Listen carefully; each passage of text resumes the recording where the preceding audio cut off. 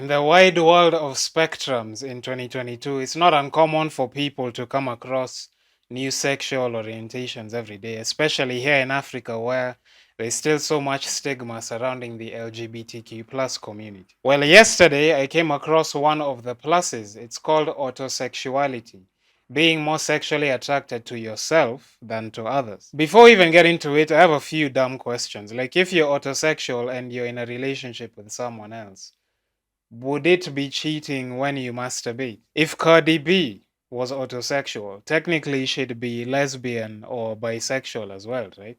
If Davy was autosexual, technically he'd also be a pedophile, right? On behalf of the rest of you still in the darkness, I'm going to be taking a quick look at what autosexuality is all about.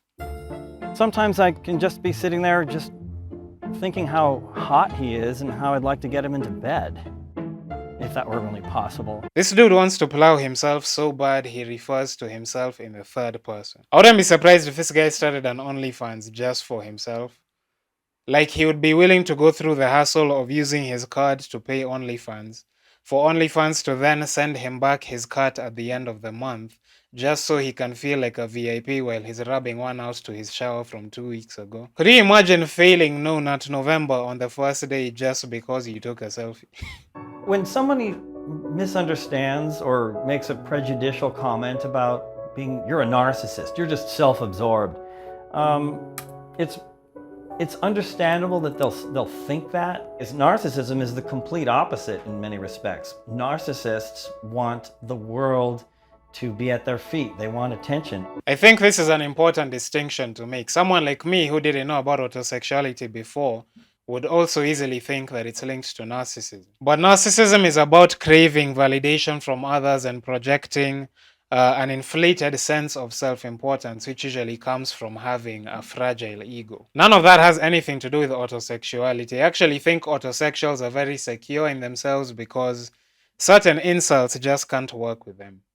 You can't tell an autosexual person to go fuck themselves. Also, a narcissist probably wouldn't date an autosexual because then they would know that they're not really needed in the bedroom. That's like trying to sell milk to a cow or trying to sabotage Mason Greenwood's career. I actually married myself a long time ago. It was not official, of course.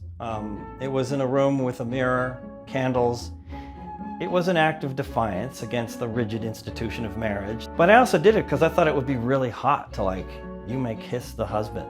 This dude used the phrases a rigid institution of marriage and you may kiss the husband in the same sentence. That's guaranteed to set the comments on fire if this video was ever turned to an article for Kenyans.co.ke. Personally, I think this dude seems content with himself and his lifestyle and is not interfering with anyone else's, so more power to him. In any case, getting married to yourself makes more sense to me than, say, paying a percentage of your salary to improve your chances of getting into an otherworldly place that's never going to have any use for that money, when in most cases that money benefits the messenger rather than the sender, or more importantly, the recipient of that message.